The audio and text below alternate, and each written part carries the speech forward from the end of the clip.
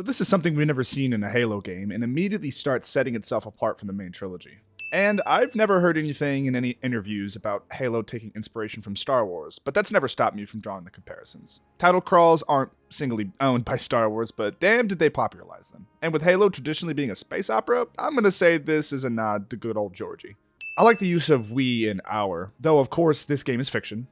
Obviously. These subtle choices in script makes the player feel much more connected to this story and the horrors the Covenant is placing upon humanity. I'm sorry. Every time I read "not anymore," I hear it just like this. Not anymore. If you're going to do a text crawl, you better make it concise and to the point. Bungie achieves this greatly. For us players that already know the history and lore, this doesn't overstay its welcome, but for new players hopping in, this gives just enough context to get started. Near suicidal and best of the best. I don't know. I think some Spartan 3s might want to have a word with you. We open on Rookie being asleep. This is definitely foreshadowing to how they won't say a single line of dialogue. And they're not gonna like what they hear. Orders are orders. Come on, Veronica. Casting has always been so on point with Halo games, but this is even more fun. Nathan Fillion and Trisha Helfer have already gotten their feet wet in the sci-fi world with Firefly and Battlestar respectively. They just slip right back into it.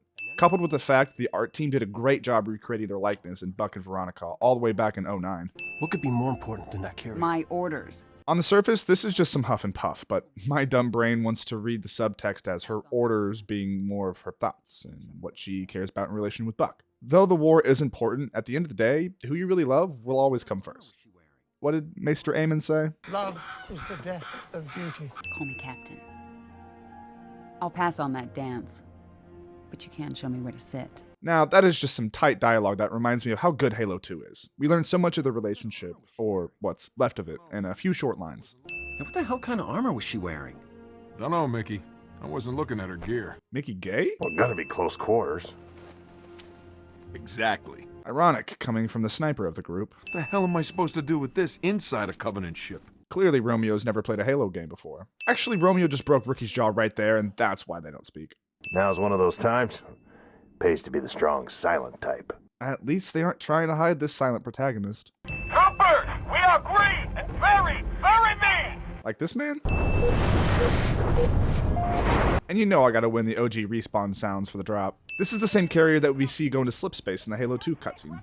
This is just the first step in Bungie's attempt to make Spartans and ODSTs very different from each other in terms of their capabilities. Health packs are back, and we only have a pseudo-regenerating shield in the form of stamina. It helps ground this unit even if the actual moment-to-moment gameplay really isn't too affected by their capabilities lore-wise. It's still gotta be a fun game after all.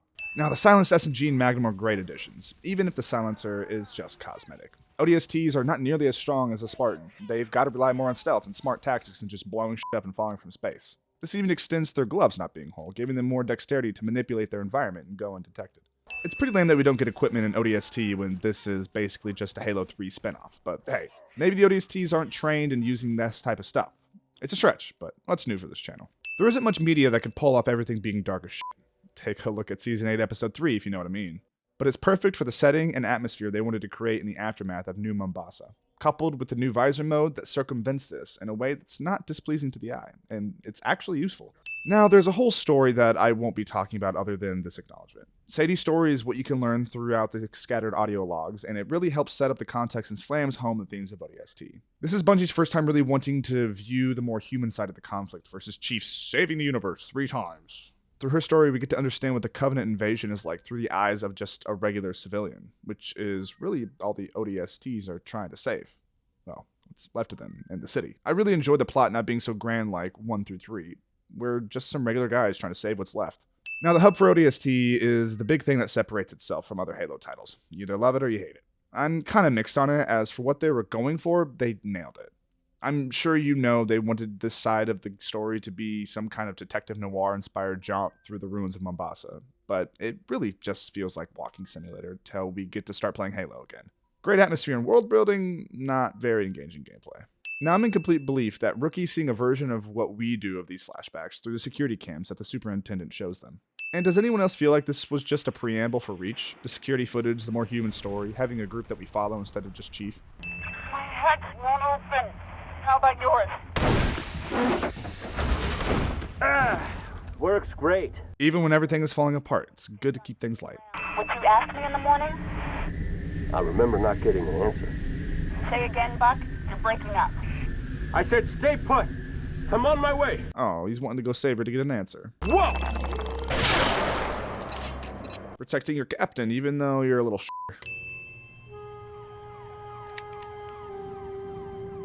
Now, did you really think I wasn't going to win our boy Marty? Come on now, this man is a genius and never misses. And to feel that feel of noir and melancholy of the Mombasa Street missions, Marty just asked Bungie. You like jazz? And on that note, Martin O'Donnell made it a point not to use any music from the previous Halo games, specifically stating, "Knock it!" I mean, monks. This really helps establish ODST's identity away from the Chief games. Does this little bit of music remind anyone of Kingdom Hearts 1 Traverse Town at all? I've had to deal with so much AI in my life playing video games, so it always floors me that the AI gunners always do a stellar job at actually hitting things. Leave it to Halo to have these amazing skyboxes with set pieces like this happening. Depending on what you're driving, the vehicle actually changes in this cutscene. Though it's always a Warhog for Rookie, it's the thought that counts. And don't forget, ODST was made in 1 year. Isn't that crazy? Sure, they already had the engine built, but they still had to do so much to get it ready for release. Adapt it to fit a pseudo-open world, create an entire OST for ODST. Sorry, I had to say it. Along with a new story in just 1 year, that's so impressive. Tell me I don't have any more flying to do today. I think Dutch and Obion would be good friends. Now, what's fun about these next few missions is that you don't have to do them in chronological order. You're heavily guided to, but you don't have to. And I might even argue playing them out of order is better, as it continues the mystery that you're unveiling for even longer. Does one of you know how to use explosives?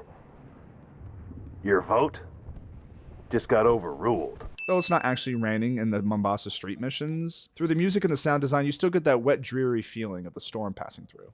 And I get why they didn't take away things like running around with a turret or flipping warthogs. To drastically change the gameplay to suit the lore is just 1 year wouldn't have been possible, in a way that would be fun. You up top. What? I love that Mickey wanted to show off his little explosion to Dutch. Look what I did. Now that is just beautiful. Like, I know it's a building, it's burning, and everything sucks, but you know what I mean? Rookie remembers he's not a Spartan. Just saying. I ain't dead.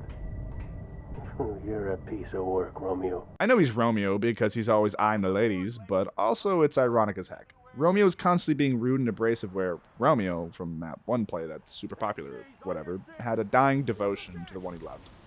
Do you ever get tired of bitching, Romeo? You ever get tired of busting my balls?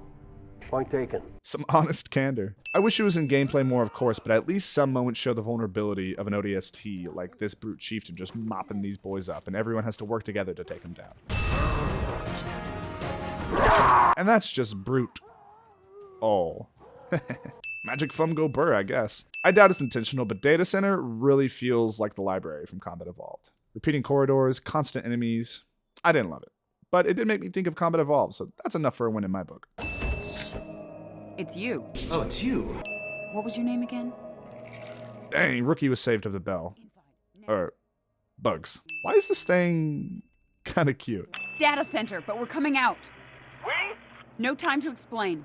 More like you're too embarrassed to explain since you don't know Rookie's name. My squad was scattered.